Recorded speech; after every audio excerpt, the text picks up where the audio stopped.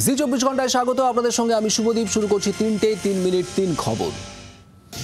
চাপে পাকিস্তান, এবার প্রত্যাঘাতের পালা। স্বরাষ্ট্র মন্ত্রক এবার বড়সড় পদক্ষেপ। দেশের সব মুখ্যমন্ত্রীর সঙ্গে কথা শাহের। পাক নাগরিকদের 17 ধরনের ভিসা বাতিল। পাকিস্তানি নাগরিকদের চিহ্নিত করার নির্দেশ। অবিলম্বে পাকিস্তানে ফেরত পাঠানোর নির্দেশ। পাকিস্তানি নাগরিকদের অবিলম্বে ফেরতের নির্দেশ। ভারতের বিদেশ মন্ত্রক পাক নাগরিকদের সার্ক ভিসা বাতিল করার পর 48 ঘন্টা সময় বেঁধে দিয়েছিল পাক নাগরিকদের ফেরত যাওয়ার জন্য। আর সেই 48 ঘন্টা সময় প্রায় অতিবাহিত হতে চলেছে। কেন্দ্রীয় স্বরাষ্ট্রমন্ত্রী অমিত শাহ তিনি বিভিন্ন রাজ্যের মুখ্যমন্ত্রীদের সঙ্গে কথা বলেছেন।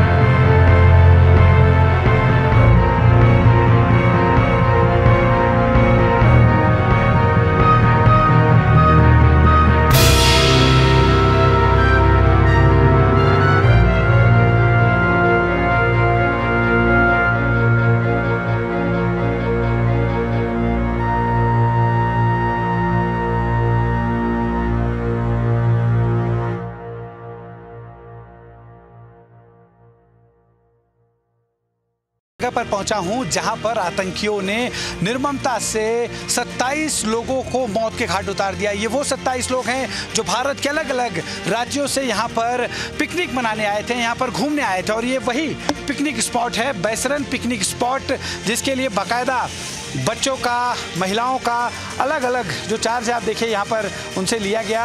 और आप देखिए अभी भी खून का निशान यहाँ पर है। ये जो तस्वीरें आप देखिए, यहाँ पर सारी कुर्सियाँ, सब कुछ बिखरा हुआ है। यहीं पर सब बैठे हुए थे। बाकायदा उन्हें पूछ पूछ कर गोलियाँ मारी गई। कहा गया जो हिंदू हैं वो बाहर आएँ।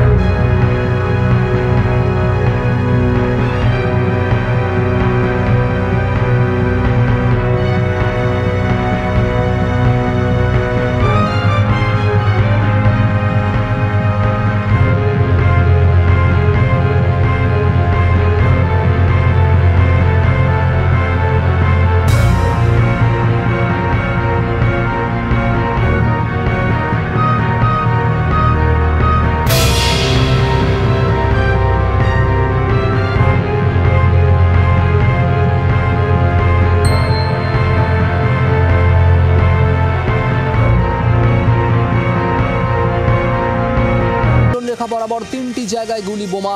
লিপা উপত্যকায় 4 পাকিস্তানি সেনা নিহত। এবার প্রতিশোধ নেওয়ার পালা ভারতীয় সেনার। बिल्कुल इस वक्त हम बांडीपुरा के बाजीपुरा आइजिस इलाके में मौजूद हैं, जहां पर आज सुबह सिक्योरिटी फोर्स और मिलिटेंट्स के बीच एक इनकाउंटर शुरू हुआ। दरअसल सिक्योरिटी फोर्सेस को एक इतला मिली थी, जिसके आधार पर सिक्योरिटी फोर्सेस ने यहां पे जो है तलाशी अभियान चालू किया था। और जो ही सिक्योरिटी फोर्स ने इस जंगल में तलाशी अभियान शुरू किया तो मिलिटेंट्स और सिक्योरिटी फोर्स का आमना सामना हुआ और इनकाउंटर शुरू हुआ। अभी तक के जो अपडेट्स हमारे पास आ रहे हैं, अभी तक जो है एक मिलिटेंट और 2 सिक्योरिटी एहलकार जो है वो इंजर्ड हुए हैं। मैं अपने कैमरामैन से बताना चाहूँगा कि आप देख सकते हैं विजुअल्स में, ये जो जंगल है ये आइजिस के बाजीपुरा इलाके के जंगल है। यहाँ पे अभी जो है काउंटर चल रहा है और अभी तक के जो अपडेट्स है वो यही है। एक militant associate ground 0 Bandipora Bhat Shahzad. বড়সড় সাফল্য সেনার, খতম লস্কর কমান্ডার। কোথায় খুনি জঙ্গিরা? নিরাপত্তা বাহিনীর সঙ্গে গুলির লড়াইয়ে নিকেশ, খতম পাক সন্ত্রাসবাদী গোষ্ঠী লস্করের কমান্ডার আলতাফ লাল্লি। भारत का पाकिस्तान के खिलाफ एंटी टेरर ऑपरेशन जो है बड़े पैमाने पर जारी है। जी मीडिया की टीम इस समय पलामला सेक्टर में मौजूद है, जहां पर बड़े पैमाने पर सिक्योरिटी फोर्सेस की मूवमेंट देखी जा रही है और साफ तौर पर कोशिश यही है सुरक्षा बलों की जितने भी आतंकी इस इलाके में यहाँ पर एक्टिव हैं उन्हें यहाँ पर ढेर किया जाए। और यही देखिए लगातार बड़े पैमाने पर जो सिक्योरिटी फोर्सेस की मूवमेंट है वो यहाँ पर देखी जा रही है। एलसी के नज़दीक जितने भी इलाके हैं वहाँ पर पूरी तरह से सुरक्षा बलों का अलर्ट है और साफ तौर पर जितने भी आतंकी इस इलाके में एक्टिव हैं उन्हें ढेर करने के लिए ये जो ऑपरेशन है वो बड़े पैमाने पर चलाया जा रहा है। हर एक इलाके को यहाँ पर खंगाला जा रहा है। यहाँ पर बॉर्डर पर सुरक्षा और कई गुना कड़ी कर दी गई है और पाकिस्तान जितनी मर्जी गिदड़ भक्कियां यहाँ पर दे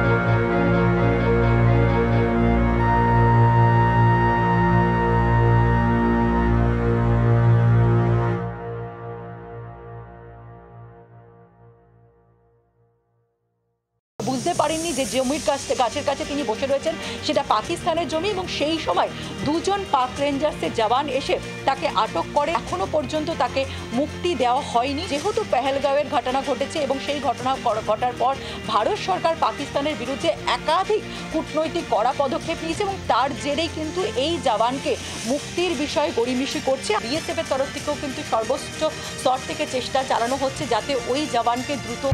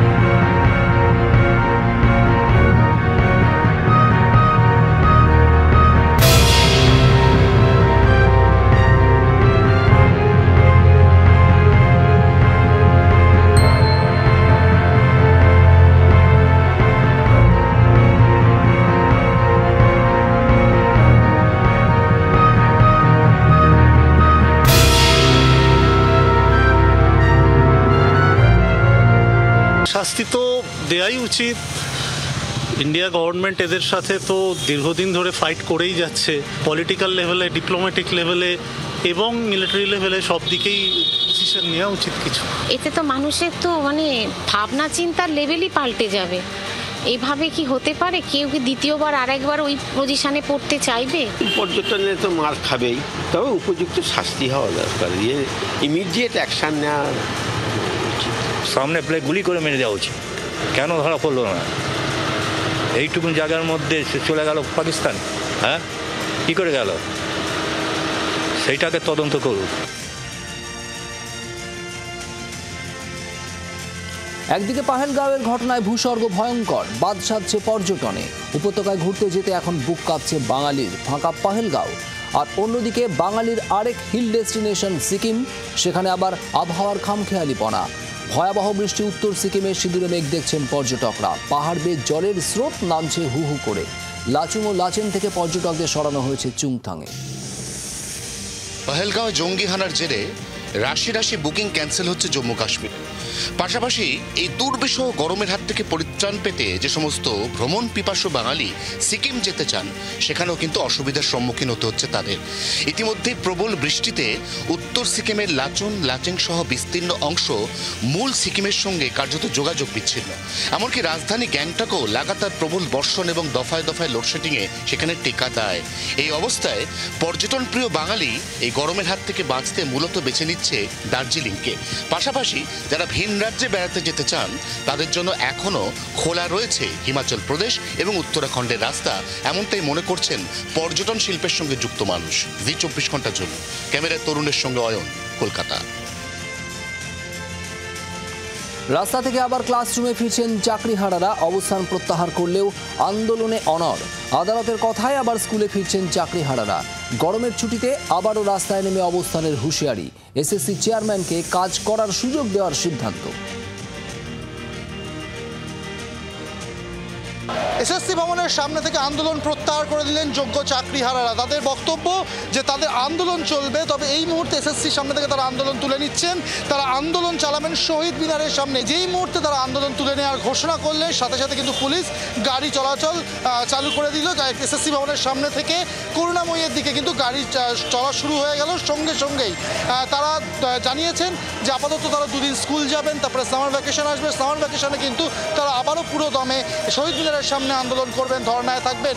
বেশ কিছু তাদের সহকর্মীদের নাম লিস্টে আসেনি, লিস্ট থেকে বাদ পড়েছে, সেটা ইতিমধ্যে এসএসসি চেয়ারম্যানকে তারা জানিয়েছেন এবং চেয়ারম্যানের তরফ থেকে তারা আশ্বাস পেয়েছেন সেই নামগুলো লিস্টে ঢোকানো হবে। যদি না ঢোকানো হয়, দুদিন সময় দেওয়া হয়েছে আন্দোলনকারীদের তরফ থেকে, যদি না ঢোকানো হয় দুদিন পর তারা বিকাশ ভবন অভিযানের ডাক দেবেন, এমনটাই কিন্তু জানিয়ে রেখেছেন। ক্যামেরায় শুভ্রর সাথে অর্কদীপ্ত, জি 24 ঘন্টা, কলকাতা। রাস্তা থেকে আবার ক্লাসরুমে ফিরছেন চাকরিহারারা। অবস্থান প্রত্যাহার করলেও আন্দোলনে অনড়। গরমের ছুটিতে আবার রাস্তায় নেমে অবস্থানের হুঁশিয়ারি। কি বলছেন চাকরিহারারা? আন্দোলন এক্ষুনি শেষ হচ্ছে না, আন্দোলন চলছেই। তো যেহেতু কোর্ট আমাদেরকে একটা রিলিফ দিয়েছে, এই কারণেই রিলিফ দিয়েছে যে আমরা স্কুলটা চালাবো, স্কুলগুলো চলছে না। তো সেখান থেকে আমাদের মনে হচ্ছে কোথাও না কোথাও স্কুলটাকেও দেখা উচিত। যেহেতু আমরা শিক্ষক শিক্ষিকা, আমাদের কিন্তু কোথাও না কোথাও একটা রেসপন্সিবিলিটি থাকে আমাদের স্কুলের প্রতি এবং স্টুডেন্টদের প্রতি। তো তাদের কথা মাথায় রেখে আমরা যে 2-3 দিন বাকি আছে, আমরা এই 2-3 দিন স্কুল করব এবং আগামী যে ছুটি আছে, ছুটিতে কিন্তু আমরা আমাদের ধর্ণা আন্দোলন কর্মসূচি চালিয়ে যাব। শুষ্ক হাওয়ায় তাপপ্রবাহের পরিস্থিতি। দক্ষিণবঙ্গের 4 জেলায় তাপপ্রবাহের সতর্ক বার্তা। শনিবার বিকেলের দিকে বজ্রবিদ্যুৎ সহ ঝড় বৃষ্টির সম্ভাবনা। রবিবার থেকে বুধবার পর্যন্ত ঝড় বৃষ্টির সম্ভাবনা। দক্ষিণবঙ্গের একাধিক জেলায় মাঝে মধ্যে আংশিক মেঘলা আকাশ থাকলেও এই মুহূর্তে বৃষ্টির সম্ভাবনা কম। দক্ষিণবঙ্গের পশ্চিমাঞ্চলের জেলাতে আগামীকাল শনিবার বিকেলের পর থেকে ঝড় বৃষ্টির পূর্বাভাস, তবে সেই বৃষ্টি খুব বেশি নয়। দক্ষিণবঙ্গে বৃষ্টিপাতের পরিমাণ বাড়তে চলেছে রবিবার থেকে বুধবারের মধ্যে দক্ষিণবঙ্গের প্রায় সমস্ত জেলা বিক্ষিপ্তভাবে দমকা হাওয়া সহ বৃষ্টি পাবে। উত্তরবঙ্গের ক্ষেত্রে পার্বত্য সহ ওপরের দিকে 3 জেলা বিক্ষিপ্ত বৃষ্টি পেতে শুরু করবে আজ থেকেই। তবে সেই বৃষ্টির পরিমাণও সার্বিকভাবে বাড়তে চলেছে রবিবার থেকেই। সোমবারের মধ্যেই এই সময়ের যে তাপমাত্রা, সেখান থেকে তাপমাত্রা কিছুটা নামবে এবং আবারও ক্ষণিকের স্বস্তি ফিরবে, যা স্থায়ী হবে অন্তত আগামী সপ্তাহের প্রায় পুরোটাই। তার আগে শুধুই কষ্ট। তার কারণ একদিকে বাড়তে থাকা দিন এবং রাতের তাপমাত্রা, তার সঙ্গে দোসর অস্বাভাবিক জলীয় বাষ্প বা আপেক্ষিক আর্দ্রতা। জি 24 ঘন্টার জন্য ক্যামেরায় তরুণের সঙ্গে অয়ন, কলকাতা। বাংলার আওয়াজ, বাঙালির আবেগ, জি 24 ঘন্টা।